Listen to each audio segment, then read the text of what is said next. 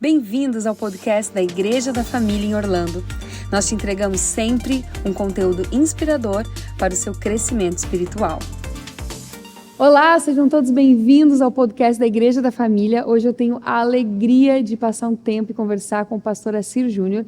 Ele que é diretor da Sociedade Bíblica do Brasil, escritor também e tem muito a nos ensinar.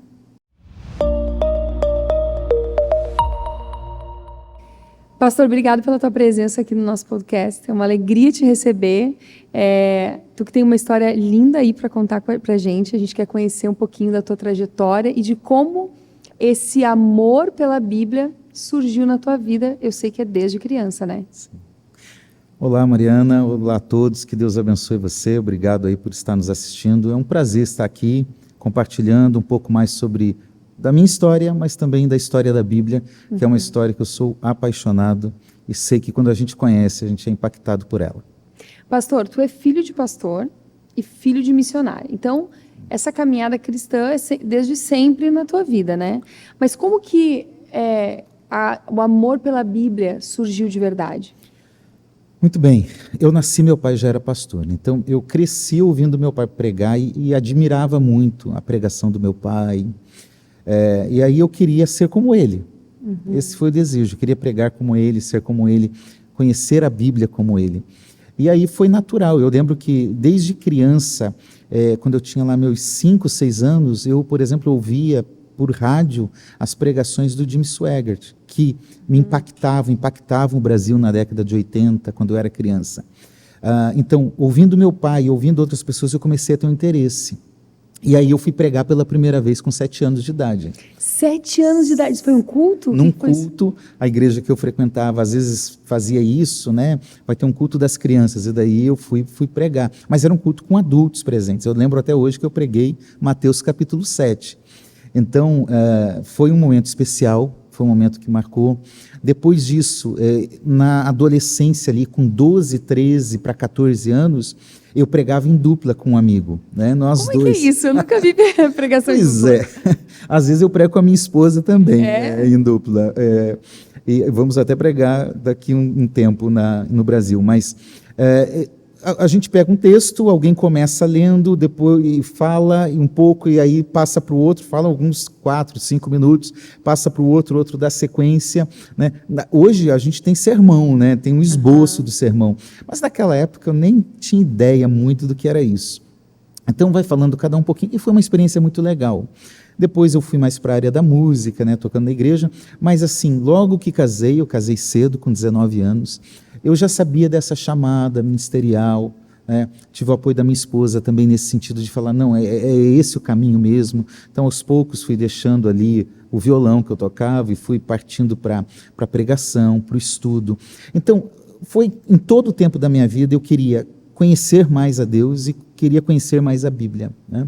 Quando eu era adolescente também, eu estava num culto de jovens e adolescentes, e eu lembro que eu fiz um pedido: Senhor, eu quero ter o dom da palavra do conhecimento e da sabedoria. Então, eu acredito que onde eu estou hoje é fruto do que Deus fez, não é meu estudo, conhecimento, não é isso. É Deus que foi conduzindo essa história, né?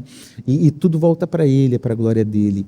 E, claro, isso não impediu que eu tivesse a minha parte de, poxa, eu preciso fazer um seminário teológico, né?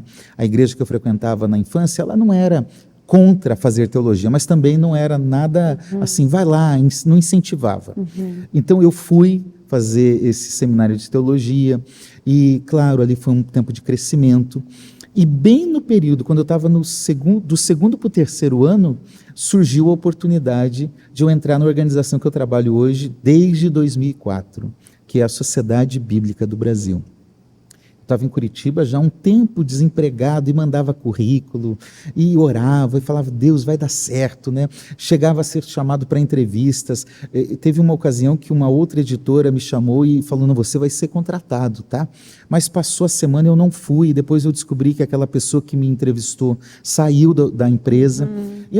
Hoje eu reconheço que era Deus conduzindo, porque eu tinha que chegar na Sociedade Bíblica do Brasil. Eu sempre comento com a minha esposa, ela comigo, é Deus que colocou lá, é Deus que me colocou nessa função, nesse trabalho.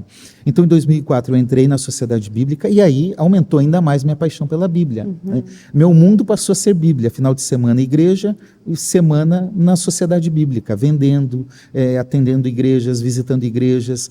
E aí, naturalmente, eu entrei como vendedor, depois assumi uma função de coordenação de programas sociais da Sociedade Bíblica. A Sociedade Bíblica faz muitos projetos sociais, muitos, em presídios, em escolas, com os cegos, em hospitais, com organizações não governamentais. Então, eu coordenei esse trabalho por cerca de 1 ano e meio, mais ou menos, na região sul do Brasil, do Paraná ao Rio Grande do Sul. E aí, eu estava com 27 anos, quando surgiu a oportunidade de eu subir um pouquinho mais nessa trajetória, né, de profissional, que foi assumir a gerência da unidade da SBB em Porto Alegre. Então, fui para lá, ficamos apenas 1 ano e meio em Porto Alegre, e aí já surgiu um desafio na Amazônia brasileira. E aí foi uma experiência riquíssima. Nossa, é um contraste, né, pastor? É. Porque de sair do sul do Brasil, o estado menos evangelizado do Brasil, Sim. para a Amazônia. Como é que foi essa transição? Foi difícil em todos os aspectos possíveis. Primeiro, a distância da família. Segundo, a própria adaptação cultural. Há uma mudança cultural, né? O Brasil não é apenas um país, ele é um continente. Então, você se adaptar no aspecto cultural. O calor. Eu passava calor em Curitiba, que é uma cidade fria. A capital mais fria, né, do Brasil é Curitiba. Eu passava mal no calor de Curitiba. Então, imagine agora no calor de Belém, de Manaus. Mas lá, Mariana, foi uma experiência tão legal, porque lá a Sociedade Bíblica ela tem 2 grandes barcos. Um aspecto mais cultural e de distribuição da palavra, que é um barco que a gente chama de o barco da Bíblia.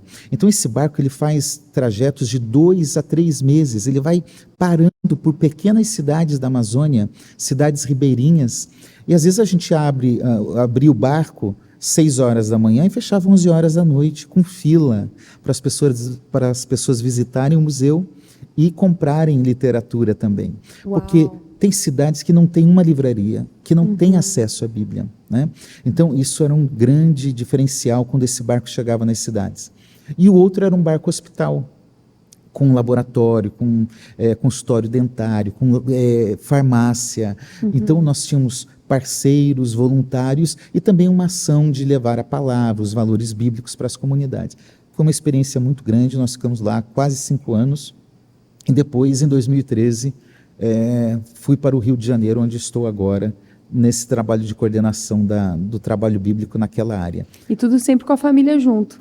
Família toda missionária aí. Tu pegou um pouquinho do teu pai, um pouquinho da tua mãe, né? Como missionário, como pastor. Missionários da causa da Bíblia. A minha família sofreu muito, num certo sentido, porque a gente não conseguia estabelecer raiz, né? Nós tivemos muitas dificuldades, muitas vezes, de ter uma vida de igreja, de comunidade, porque você mudava muito rápido, né? Então, nós fizemos uma conta um dia, que eu não lembro muito bem, mas nós chegamos a mudar em um período curto de anos, mais de 10 vezes, né, de casa. Então, isso foi muito desafiador.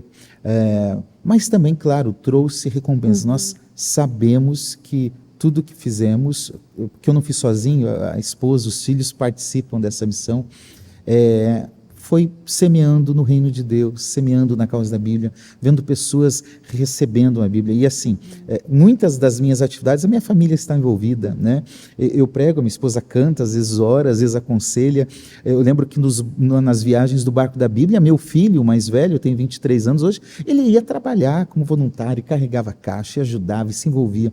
Então, é um trabalho em que a família toda participou desse projeto e foi uma experiência muito boa, muito rica e que nos fez crescer, amar ainda mais a palavra de Deus, ver pessoas que não tinham muitas vezes o que comer, mas recebiam a palavra de Deus e também o alimento por causa desse barco. Não tinha condições de ir a um médico, mas recebia na ilha onde moravam um médico, um dentista, o remédio, porque não dá para dar a receita e falar assim, vá comprar numa farmácia, né? Então, o atendimento também era holístico, ele levava essa integralidade da alma, do corpo, do espírito, porque era a palavra de Deus transformando a realidade daquelas pessoas. E tu vê, né, pastor, tem tantos lugares onde a Bíblia é tão difícil de chegar à Bíblia. A gente vê tantos países, como dentro do Brasil, às vezes é difícil fazer a Bíblia chegar até lá.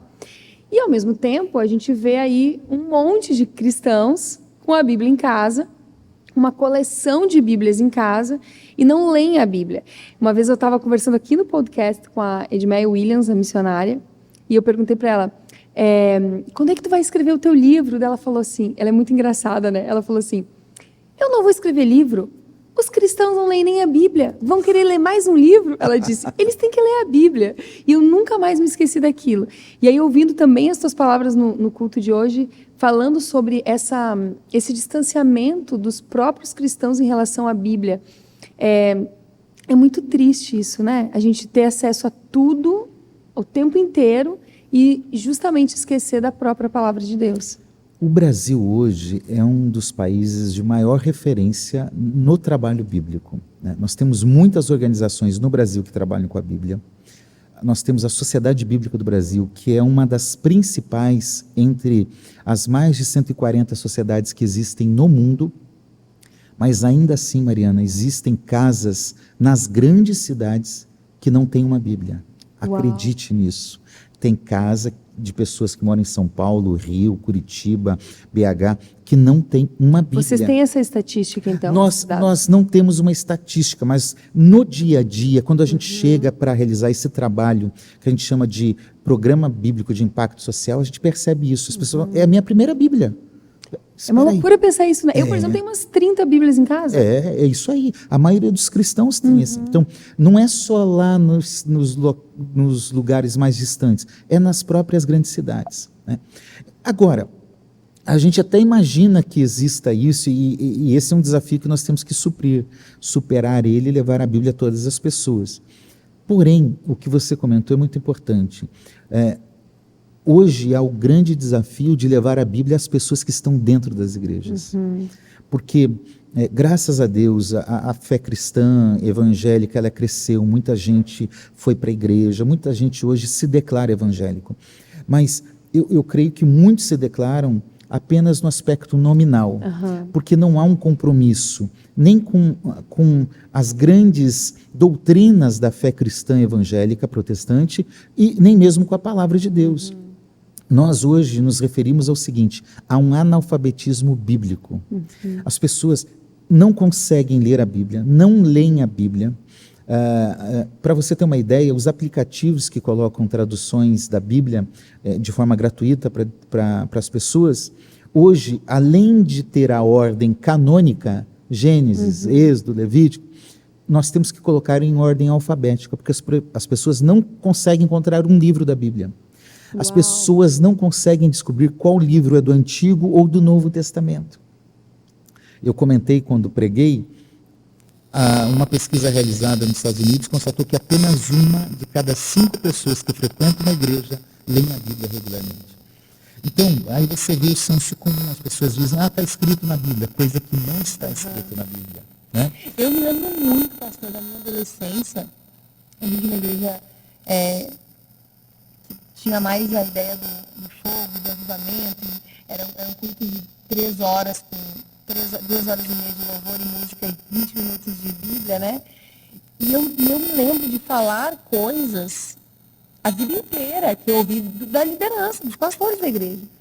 E que depois de adulta, né, eu descobri que eu não estava na Bíblia, né? E eu estou falando isso eu tenho 20 anos de cristianismo, então tem muito disso, né? De tu ouvir coisas que não estão na Bíblia. É esse analfabetismo bíblico mesmo. Analfabetismo, dizer o que a Bíblia não está dizendo, né? Coisas comuns. Não cai um fio do cabelo da sua cabeça. Não, a Bíblia não diz, né? Dê um passo para Deus que Ele vai te dar 2 a seu favor. Essa eu falava muito também. Sabe, são coisas assim que é o senso comum. O pastor Lécio tem um livro que fala um pouco sobre essas questões, né? O que o povo diz que a Bíblia não diz. E é muito interessante isso, porque realmente há esse senso comum que não tem nada a ver com a Bíblia. Então, é uma mera alusão a coisas da Bíblia, mas não conhece a história bíblica, o propósito da Bíblia. Às vezes fica procurando curiosidades ou detalhezinhos desnecessários da Bíblia, para os quais a Bíblia não se preocupa em responder. Então, nós precisamos resgatar o lugar da Bíblia na nossa fé. Olha, a Reforma Protestante, ela resgatou o Evangelho, mas a compreensão do verdadeiro Evangelho se deu quando Lutero, quando os reformadores olharam para a Bíblia e falaram, espera aí, o que a igreja da Idade Média está praticando é diferente do que a Bíblia diz. Então, a Bíblia foi o meio pelo qual os reformadores conseguiram encontrar a verdade do Evangelho.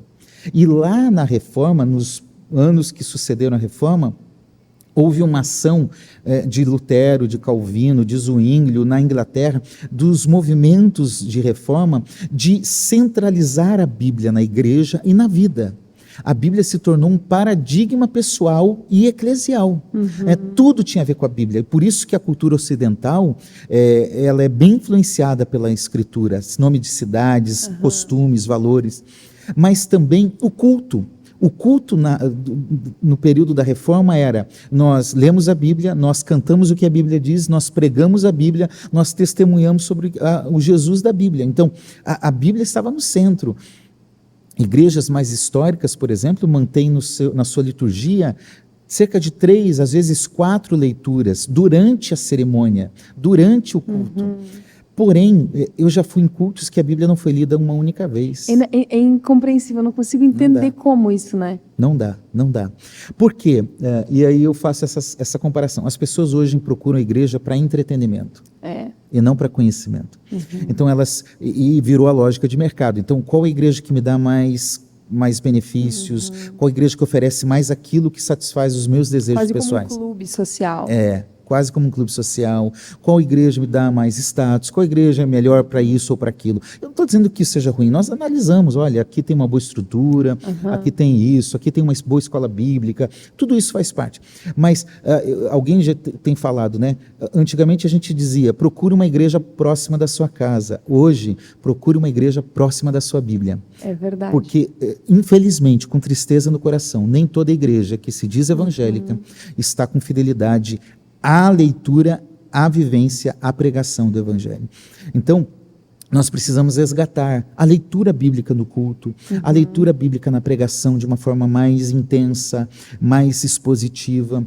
Nós precisamos resgatar a leitura bíblica na nossa vida, né? Eu tenho uma palestra que eu dou sobre como crescer nas Escrituras, ouvir mais as Escrituras, ouvir mais hinos bíblicos, mais canções de acordo com a Bíblia, ler mais Escritura, ter esse compromisso de leitura diária, o estudo, porque ouvir e ler você pode ficar no raso, mas o estudo te aprofunda ao conhecimento, à revelação de Deus. Então, estudar, compartilhar, aquilo está dominando tanto a minha vida que eu naturalmente, quando encontrar alguém, eu vou compartilhar da palavra de Deus, né? Então, são níveis de crescimento das Escrituras, guardar no coração, sabe? Guardar aquilo de verdade, como a Bíblia diz em vários momentos.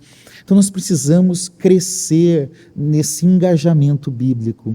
E cabe a nós cristãos fazermos a lição de casa. Eu não espero que o mundo aceite a Bíblia, mas é triste ver que a igreja está se distanciando da Bíblia. E eu estou dizendo igreja aqui no sentido geral, né? Existem boas exceções, e muitas boas exceções, igrejas bíblicas sérias e relevantes. Mas nós precisamos resgatar, de fato, o lugar da Bíblia na nossa fé e no nosso dia a dia.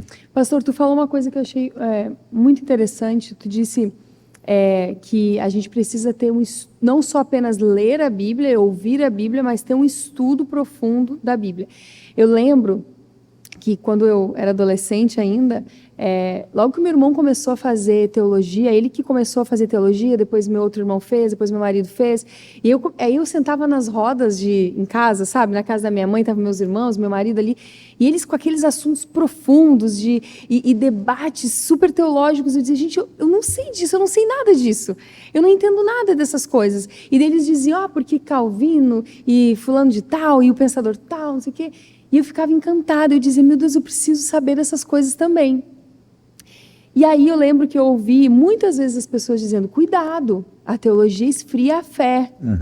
Só que não era o que eu via com os meus irmãos, com o meu marido, pelo contrário, aquilo fez com que eles ficassem ainda mais fervorosos na fé. Mas eu ouvi muito essa frase, cuidado porque a teologia esfria a fé. O que tu que é um teólogo, um doutor, né, um cara tão estudioso na Bíblia, o que tu diria para essas pessoas que falam isso? Eu passei pela mesma experiência que vocês, tá? Eu ouvi muitas vezes, cuidado que a teologia vai te desviar, vai esfriar sua fé, tal. Eu não posso fechar os olhos, Mariana, para um fato. Existe sim uma teologia academicista, fria, rígida, especulativa, né? E isso existe aí fora, realmente.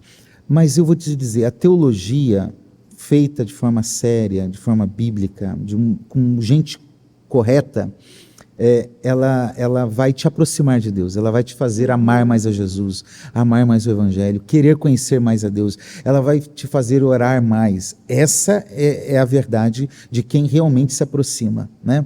Então, para fazer teologia, não basta sair fazendo qualquer teologia. Qual é a instituição que você vai fazer? Qual é o propósito dessa organização? Veja, hoje há uma série de cursos de teologia que são oferecidos na internet por inúmeras faculdades e universidades, e muitas delas não têm nenhum compromisso com a fé cristã. Há um viés apenas comercial. Eu recomendo, não vá, não faça. Aliás, muitas delas não são nem teologia, são ciências da religião.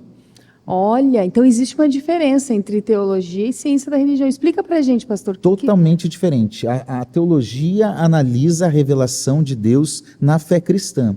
As ciências da religião analisam o fenômeno religioso, a comparação entre as religiões. E o que eu digo? Tem curso com nome de teologia, mas quando você pega o currículo, é um curso de ciências da religião. Tem pouca teologia sistemática, pouca teologia bíblica, um ou outro aspecto de teologia histórica, pouca teologia prática. Então, tem que tomar muito cuidado. Por isso, procure quem conhece, a igreja, o pastor. O pastor, me indica aqui, me ajuda, onde eu posso fazer teologia, de uma forma séria, que considere o aspecto acadêmico, mas um aspecto acadêmico não apenas para especulação, mas para o serviço da igreja. Porque realmente muitos teólogos que foram fazer teologia voltaram criticando a igreja. A gente vê bastante isso, né?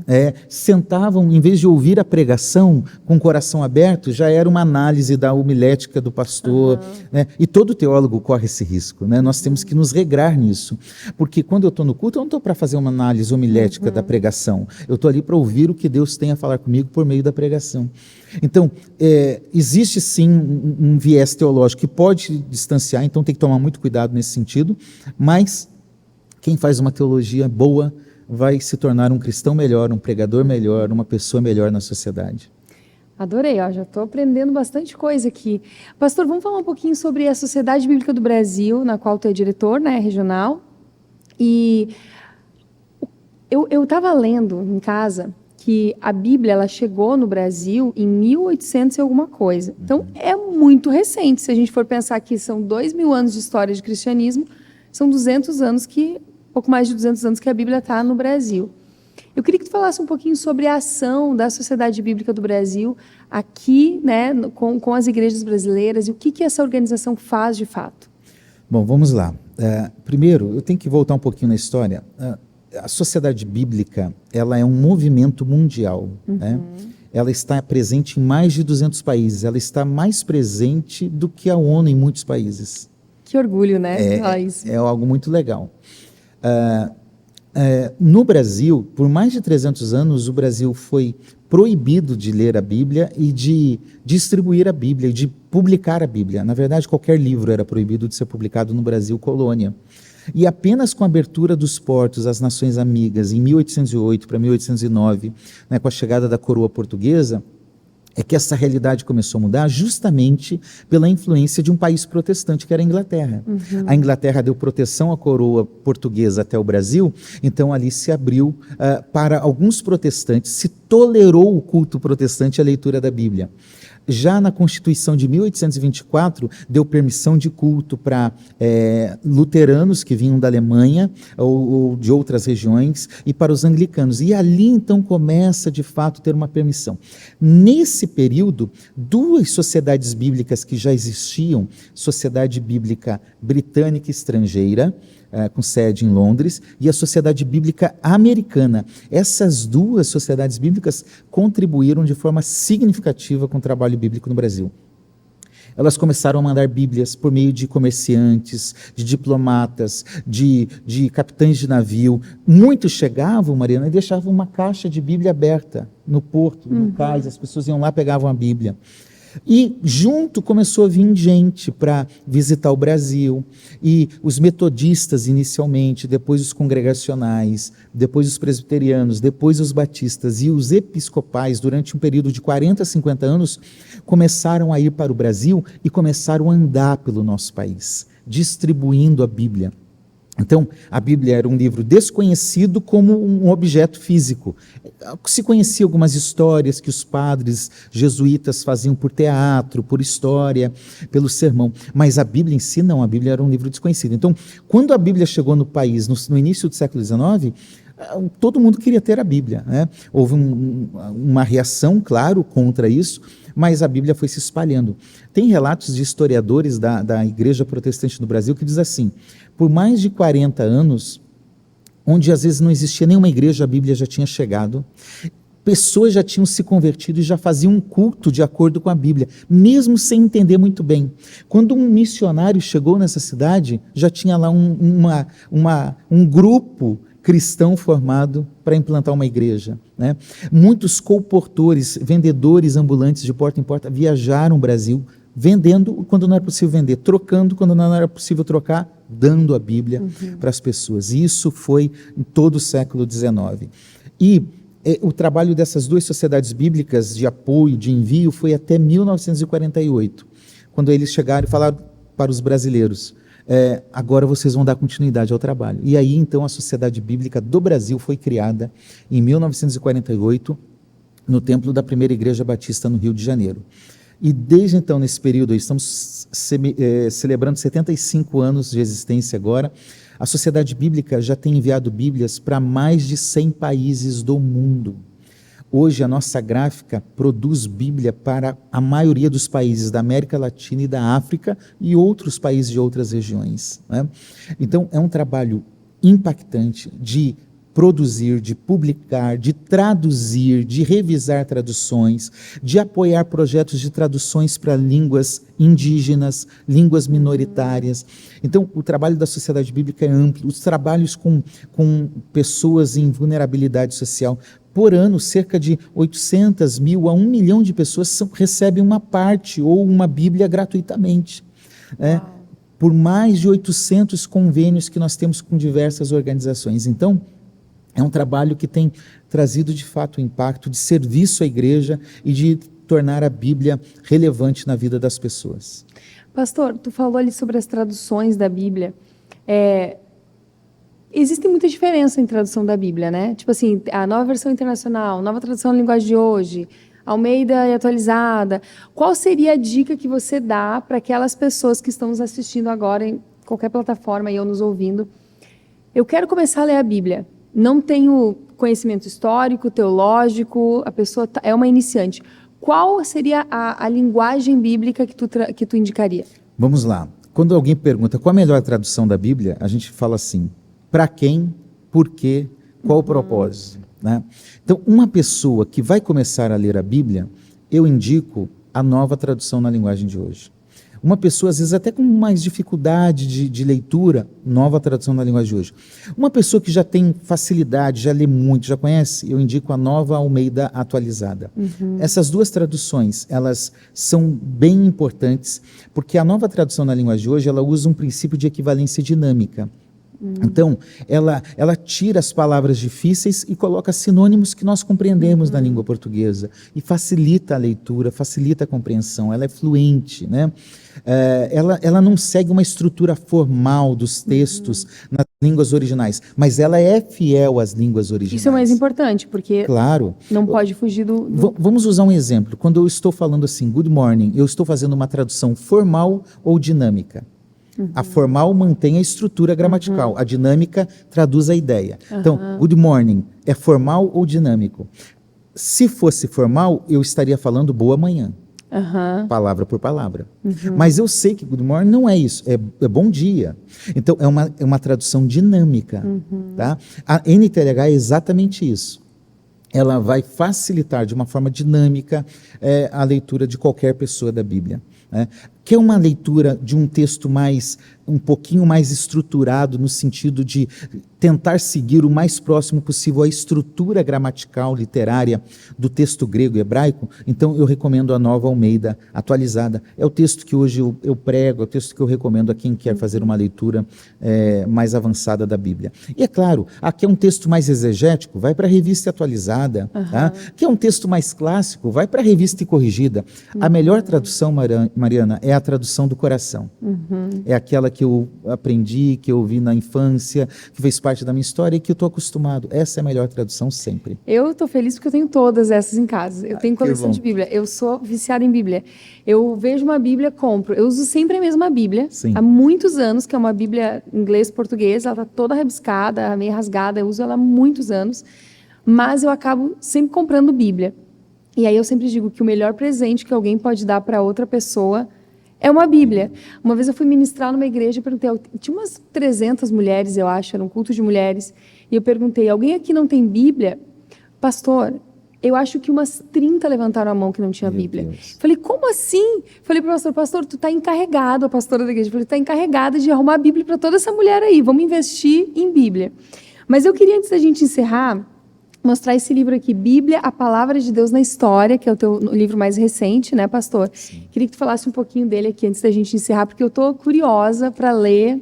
Fiquei sem um exemplar dessa vez, mas espero te ver de novo aqui na igreja e trazer mais exemplares para a gente. Tá bom.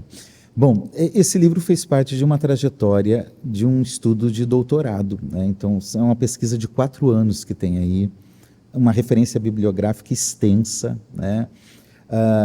E eu procurei contar de uma forma mais fácil a história da Bíblia, de como ela foi difundida, propagada na história, como ela foi interpretada, como ela foi recebida, como muitas vezes ela foi rejeitada, como a história da Bíblia às vezes andou em paralelo com a história da igreja e às vezes distante da história da igreja. Então, é uma tentativa de contar a história da Bíblia, desde do tempo que a gente chama de tradição oral. Ou seja, quando não tinha texto, quando não havia um livro, Deus falava e um povo, uma comunidade recebia essa palavra. Essa tradição oral, ela foi tão importante que ela transmitia a fé e a cultura, né? Muito do que nós temos na Escritura veio por meio dessa tradição oral. Nós vemos isso em Deuteronômio, nós vemos isso em Salmos, no ministério de Jesus. Então a tradição oral fez parte. Só que o povo de Deus que recebia esse mandamento, essa palavra de Deus, ele considerou isso tão importante que ele falou, a gente precisa registrar isso. E aí se começou a registrar. Então eu vou contando essa história dos primeiros registros, de como isso foi na história de Israel, no ministério de Jesus, dos apóstolos, num período posterior dos pais da igreja, como os pais da igreja dos primeiros séculos citavam, pregavam, defendiam as escrituras, como a Idade Média, a igreja se distanciou um pouquinho de certa forma, mas os reformadores resgataram o lugar da Bíblia na igreja, como nós já falamos, e eu trato aí de traduções, e também falo da história da Bíblia no nosso país. Um pouquinho do que eu falei aqui está nesse livro, como a Bíblia foi chegando, como os primeiros exemplares das Escrituras chegaram no nosso Brasil em 1809, os primeiros Novos Testamentos, né? Falo da tradução clássica de João Ferreira de Almeida e desse trabalho que tem sido realizado. Então, é um pouco da história da Bíblia, são 400 páginas que dá para a pessoa fazer uma viagem. Esse estudo quase não ocorre em seminário, normalmente você não vê por aí, então é algo bem distinto mesmo, que vai ajudar o leitor a entender melhor a história desse livro, que é apaixonante, e quando eu tenho ainda mais convicção de que ele é a palavra de Deus, por toda a história que está envolvida nele. Não há outra explicação para esse livro, é a palavra de Deus na história. E onde é que a galera pode comprar esse livro? Quem está no Brasil, quem está nos Estados Unidos? Olha, quem quiser pode comprar, ele tem e-book, né, pela Amazon, pode buscar lá. Então quem está nos Estados Unidos pode comprar pelo e-book. Sim, e quem está no Brasil pode procurar pelo meu Instagram, pode procurar na editora, AD Santos Editora, e pode digitar na Amazon também, tem entrega física, isso, vai encontrar. Já quero ler, já estou curiosa. Pastor, muito obrigado pelo teu tempo, pela tua disponibilidade. eu confesso que eu teria aqui mais 1 milhão de perguntas que eu estou aqui na minha cabeça, fritando, que a gente podia ficar fazendo um podcast aqui de 2 horas. Quem sabe da próxima vez a gente marca de novo, próxima vinda para Orlando, já bota na agenda lá, trazer um livro desse para mim e participar do nosso podcast da Igreja da Família. Muito obrigado mesmo. Eu agradeço, foi boa a nossa conversa, foi um privilégio participar com você, que Deus abençoe vocês, essa igreja tão querida, o seu trabalho com esse podcast, o pastor Lécio, foi muito bom estar com vocês. Obrigada. E para você que nos assistiu ou nos ouviu aí, aproveita agora e manda para todo mundo que você sabe que ama a Bíblia. Se você conhece um amigo, uma amiga, alguém que gosta da Bíblia, ou alguém que você ouviu, que falou para você assim, eu gostaria muito de ler a Bíblia, mas eu não sei por onde começar. Se você conhece algum ateu, alguém que não acredita na Bíblia, manda esse podcast para todo mundo e vamos fazer com que a palavra de Deus fique cada vez mais famosa e mais conhecida no mundo. Eu espero todos vocês na próxima semana aqui no podcast da Igreja da Família. Até mais.